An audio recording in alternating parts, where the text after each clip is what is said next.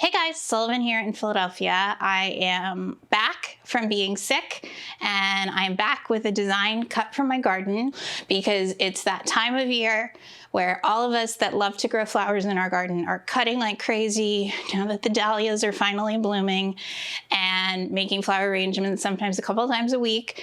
And I think it's so great that there is so much enthusiasm out there for floral design, and having made somewhere in the neighborhood of a lot of flower arrangements, I thought I would share some of my tips for making your designs more successful. The first thing that I frequently see when people are designing from their garden is choosing the vase that they would like to make the arrangement in before cutting the flowers. And where the disconnect for that comes in is that you need a vessel that's going to work with the length of the flowers that are available.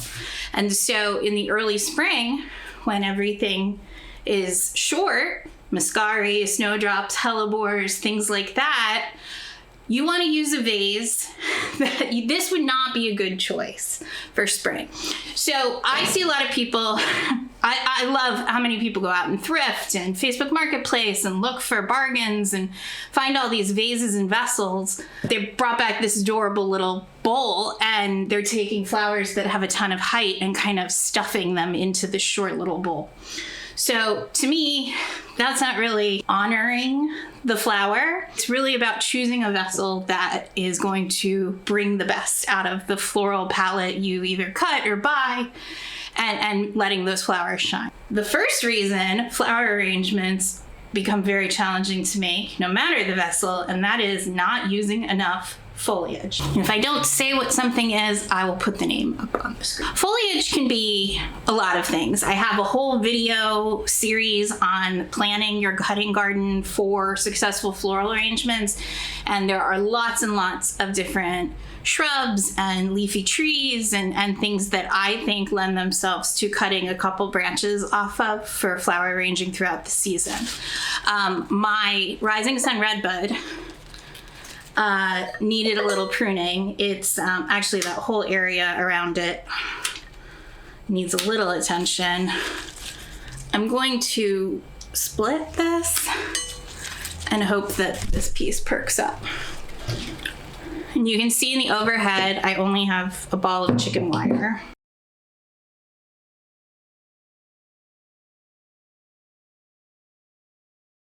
So do I go and hack huge limbs off of my trees? No, because my husband gets upset with me when I do that.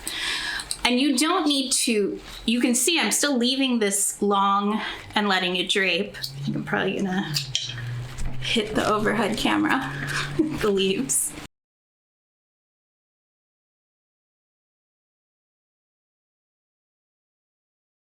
By not putting enough foliage in, the main challenge you're gonna have is that your flowers are just gonna simply look like they're flopping out of the vase.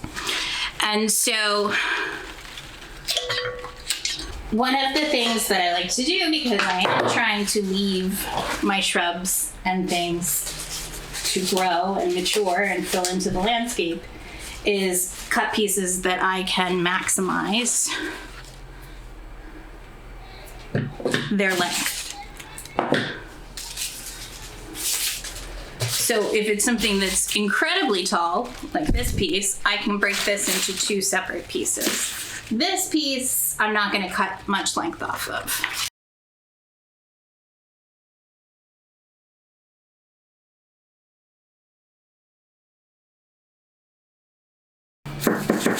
So I'm not really counting, but I want to say I have maybe 3 good stems of each type, and then I'm breaking the calacanthus into more. This isn't the most beautiful of pieces, but it's an excellent shape to kind of stick down in the middle here.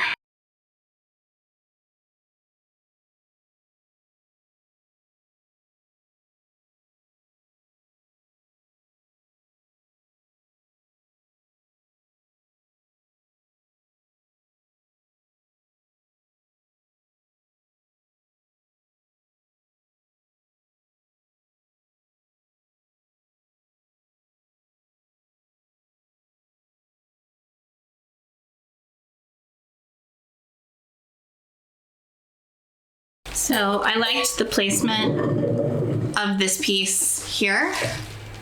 I just think it needs to be a little shorter. So that brings me to another tip. If you feel like you're really struggling to keep your flowers in the vase, try cutting them a little shorter. A lot of times everybody's instinct when making a flower arrangement is to cut things all to the same height, and heavier flowers need to kind of have some of their weight distributed into the center of the vase. Otherwise, they're going to leap out. So you'll see as we add the next couple of layers how we're able to new studio setup. I forgot a trash can. That should be fun. So using just a handful of foliage stems, I'm able to create, along with the chicken wire, enough support that I should be able to start placing my flowers and having them stay where I would like them to. Because that's really the point of flower arranging. One of the things you see commonly go wrong in people's flower arrangements is that they feel like they don't have control over where the flowers go. They start doing their own thing. And that's generally based on a lack of structure or a lack of support.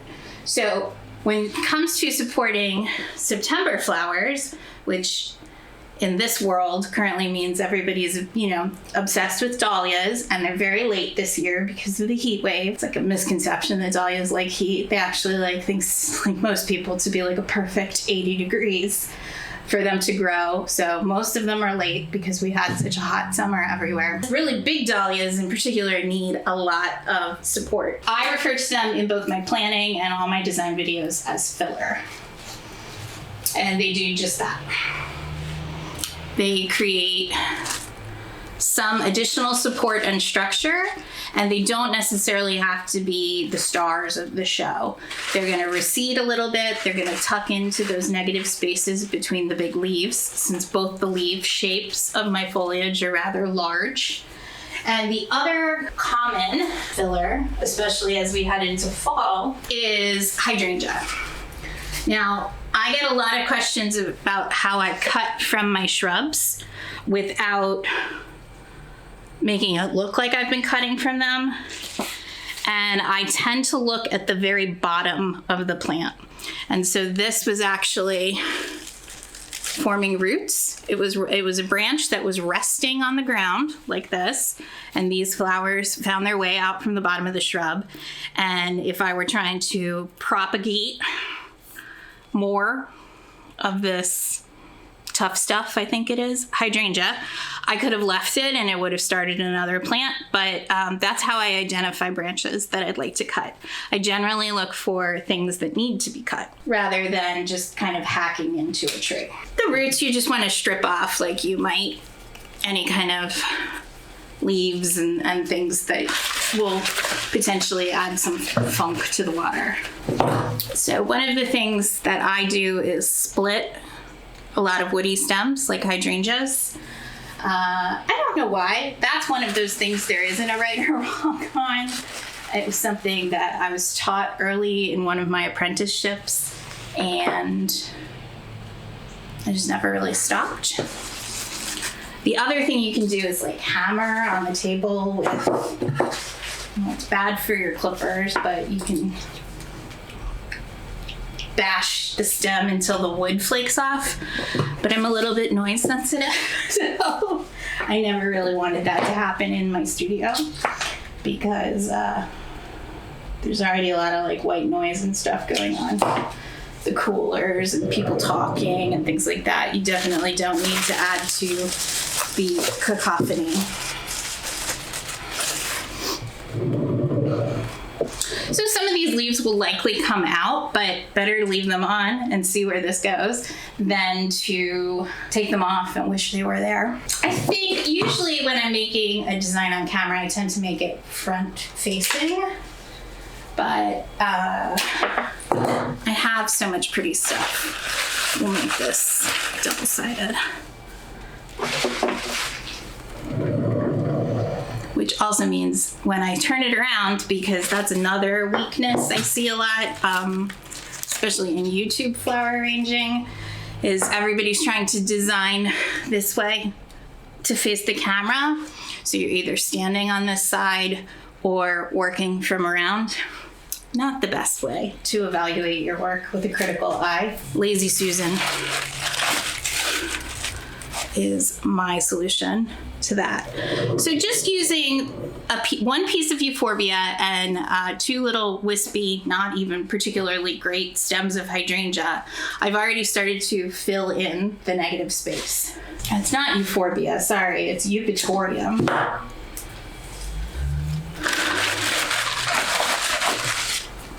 It is a new to me last year. It's in the outside the fence gardens. It's called Eupatorium euphoria, which is probably why I thought it was euphorbia. Ruby. And it's a pretty bright pink before it starts to fade. But I really love it. It's got that like mauvey rust colorway. So all I've really added is some filler and some foliage. And I'm just removing a couple of leaves here in the front that were preventing this piece from resting on the rim of the vase. You really don't want leaves in there. Well, you don't want anything below the water line because that just makes the water gross, but you also don't want them interfering with the placement of your flowers. And I think that's another thing that's really common is people are afraid to take off buds and side shoots and things like that, because they're worried that they are somehow damaging the flower or something like that. But if it's not really aligning with the aesthetics that you're going for in your design, there's really no reason to leave leaves or buds or things on if they're just in the way. So let's talk about the next thing that I frequently see that makes flower arranging challenging. And that is using too many flowers that are all the same shape. And I would almost point to the fact that I probably should have gone for a third foliage, or not used both of these, but I just really liked the colors because they both have kind of large, similarly shaped leaves. The Rising Sun, of course, has more of a heart shape, but they're really similar. And I think for success, it's really necessary to vary the shape of the materials. And so one of the things that becomes challenging, especially during dahlia season, is that everything is very round. One of the ways to combat is not cutting too many of the same thing, not trying to use all of whatever you cut in one flower arrangement. I can already tell you that everything I've cut is not gonna make it into here, and I'll tell you what you can do with those flowers when we get there. You need variety of shape. Beyond filler, you need spray flowers, you need line flowers, you need focal flowers. You need focal flowers of different sizes, of different shades. It is very appealing to just pop a bunch of zinnias together, or rudbeckia, or we'll try these sunflowers in a second. But too many of them and they kind of lose how special they are. So that's a big challenge that I see in a lot of from the garden bouquets that you're seeing a lot of on YouTube. A ton of Lysianthus and a ton of these Astra Rose Cream sunflowers. And that's kind of where we are. So, and then I just got the first of my dahlias cut, and they're pretty, but they're a challenging group of colors, which brings me to yet another challenge I see, and that is too many colors. When you are first learning to design with flowers, it's very tempting to God, these are pretty. This is the first year I grew them. They are supposed to get this kind of rosy pink tinge as the weather gets cooler. To be honest, it hasn't gotten cool yet, so I don't really know if they are going to turn pink. But man, they are pretty. I don't really love sunflowers. I'm sure some of you will click off now. I know they're very satisfying to grow. They're cheerful and sunny and all of that, and they really do make people smile, but they are hard to design with. Like, I know a lot of people say the big dinner plate dahlias are hard to design with.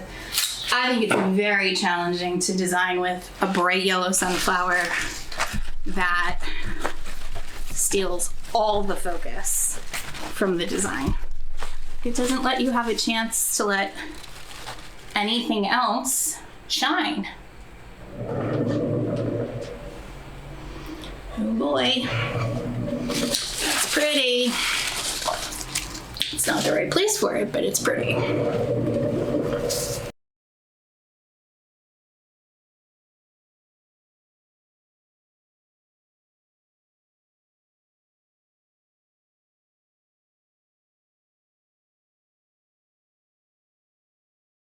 Would be so nice to keep. And so I grew, I had one packet of seeds. I'm gonna try to save seed from it, but I really did like them. I threw them into one of my empty vegetable beds. Unfortunately though, I can't keep every single bloom on here because this type of stem, it's not going to seat in the vase very well. So I have to kind of pick a front for it. I'm going to save all the buds, don't worry. But I do think that I had a student when I first started teaching a really long time ago who was always so fearful of cutting flowers. Like it hurt them. It's like nature, right? Like all we're really doing is controlling what we can in the garden, right? I have no control over the pests that are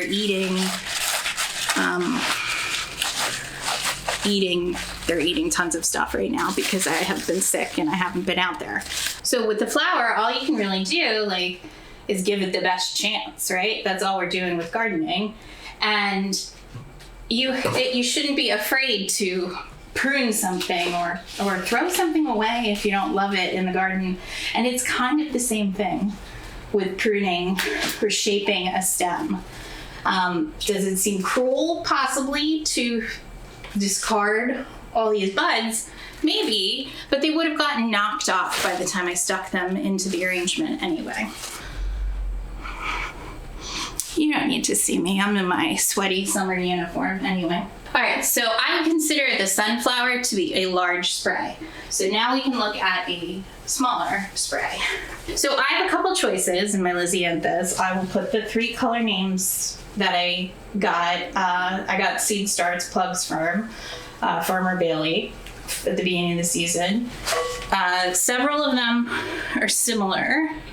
And I want to say I couldn't get one of the ones that I really loved last year. Farmer Bailey is for flower growers or professional design businesses and things like that. And they come in 128 plug trays. So it's generally more than most people need. But I did hear that some other suppliers were selling plugs now because they are really fiddly to grow from seed. So while I think any of these colors would work,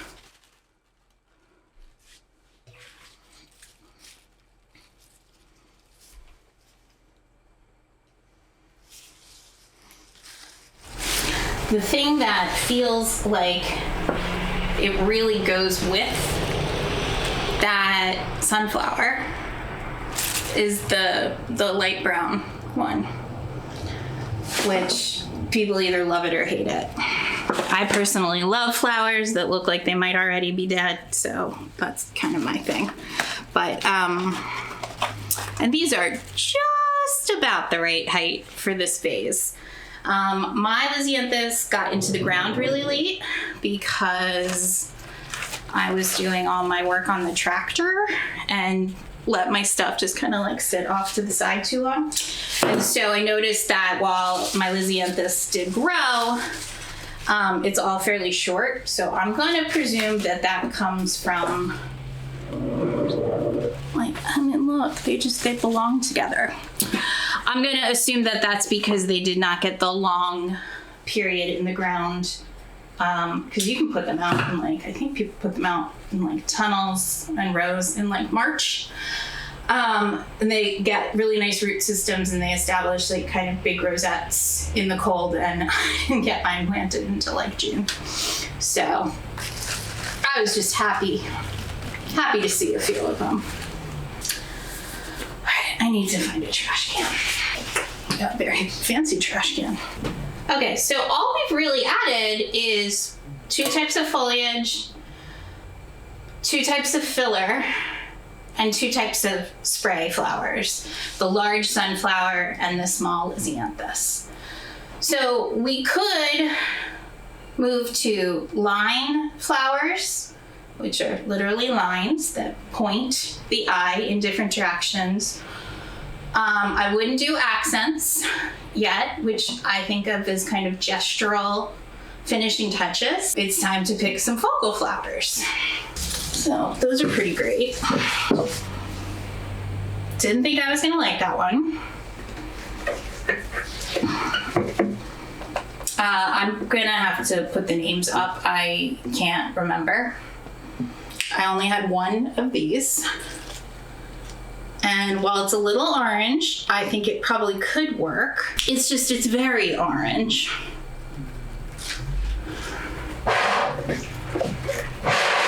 Okay, then there was this one.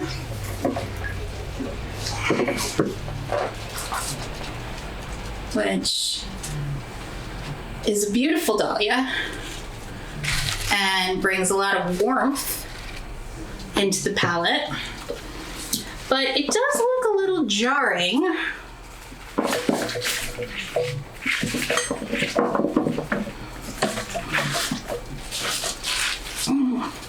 It's not doing any favors for this one.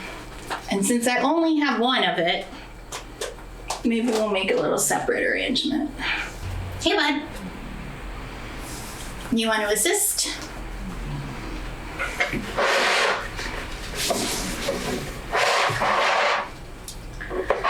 Then the other remnants of this bucket, actually, I think some of these will work. Some of these zinnias.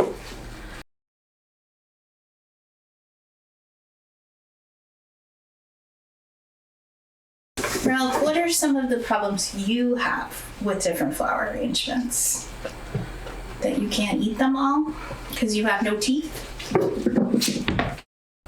Okay, so I had one other option in terms of a spray flower, and that was this rudbeckia, which I cut mostly because it was flopping over onto the sidewalk. But I don't think we need this drama.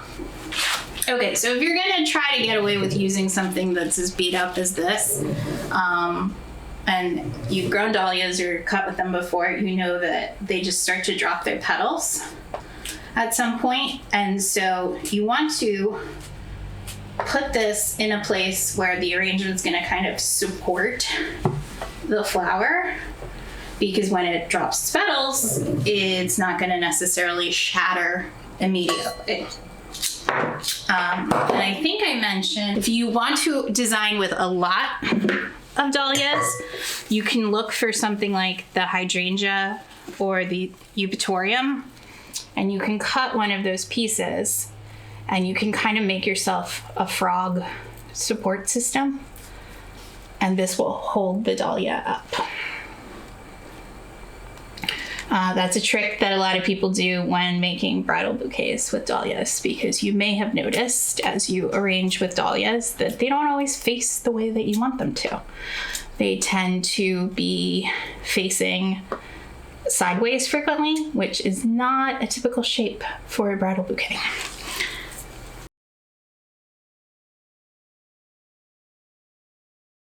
I tucked that right into some hydrangea and some foliage, and it's right on the edge of the vase, and it's gonna hold it up. So would I have liked a few more of this gorgeous caramella rose? 100%. But when you're cutting from your garden, it's not like going to the flower market where you can suddenly just go like find another bunch of something. So there are a few more in bud, but they won't be open for a few days. You know you did a good job on your support system when you can barely get your flowers in. That brings me to maybe my last tip when it comes to designing from your garden. I cut more than I needed, and that is important to make sure that you have enough to fill the space, whatever you're designing for. But at the same time, if the colors don't all go together, there's no reason for you to try to shove them all into a flower arrangement. You know, flowers, in my opinion, successful floral designs need some air in them, even if they look very full, as this does. We're looking for some variation in height, in shape, in texture, in space around it, in direction that the flower faces. Do the colors work together? Are they playing well together? Does something look out of place or like it's competing too much? Like, I do think that, I want to say it's Papageno would look beautiful in this, but because there's only one, I don't think that there's enough to connect the color story together. So I'm using slightly more muted tones that I have more quantity of. And that's something else that goes wrong in flower arrangements. One of everything. It's not always within your control. I think that really wants to be there. Dahlia stems can be very challenging to work with.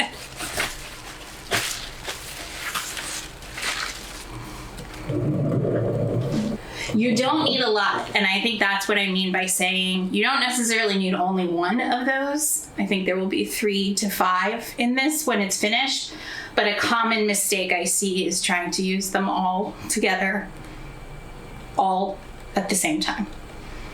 It's just not. No one, I mean, I know how popular flower field photos are, especially on Instagram and Pinterest, but to me, when I see rows and rows of dahlias growing or what have you, I think how beautiful and how much potential and opportunity there is if you were to cut among them. But I never think, yeah, I want to see what 50 of the same color dahlia looks like in a vase. Like, I know what that looks like. It looks like when they're in a bucket. So it's finding the balance between enough to convey the color story and the feeling or the palette that you're trying to convey, while allowing the flowers to actually stand out and be who they are. I have this monster stem of Nicotiana. I think it probably was a full plant. It was a volunteer. It was off by the fence, growing off on its own. So it needed to come out before it could drop more seeds. I haven't planted that in 3 years, but it just keeps coming back. Accents or gestural flowers at the end. Something that's really delicate, like the Nicotiana stems are hollow and fragile and prone to bending. You want to do those last, because if you rearrange stuff, you're going to end up breaking them. And then the last element to go in here, somehow the combinations of colors just brings out that weird pinky mauvey undertone in the sea oats. And that's what I'm chasing with my gardens. I'm trying to get that like magical interplay between colors that stays growing in the garden, so that I don't have to just like cut it. I'm not gonna lie, I haven't made a flower arrangement all summer. It's not that I haven't enjoyed the garden. It was so hot that I just I couldn't go out there and cut. It was just too hot.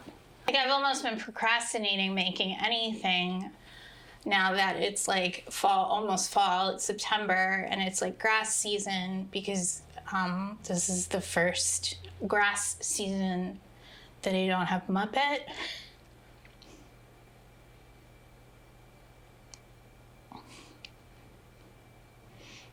And she had no teeth also, like Ralph, and she would go so crazy for the different grasses every time. She loved September and October weddings at the studio because there was so much grass for her to choose from.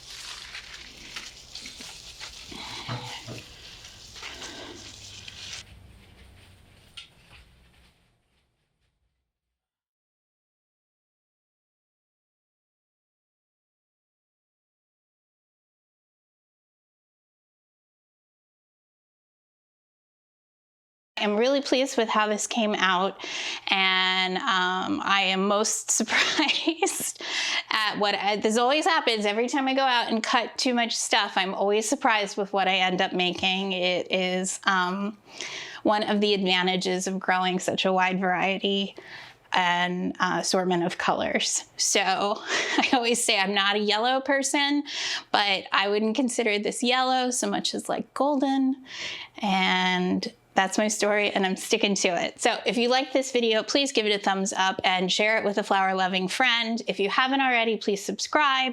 So thank you again for watching, and I'll see you soon.